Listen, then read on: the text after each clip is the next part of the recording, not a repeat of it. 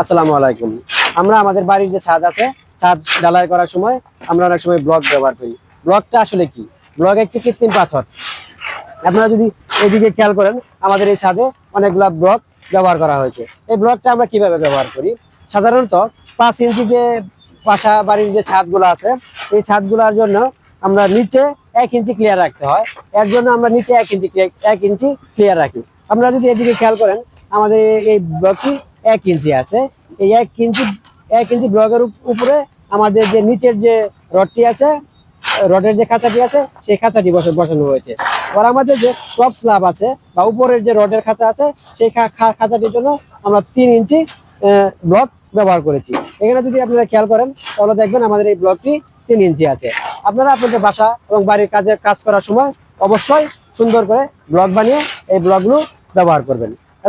এতক্ষণ সাথে থেকে ভিডিওটি দেখার জন্য আপনাদেরকে অসংখ্য ধন্যবাদ।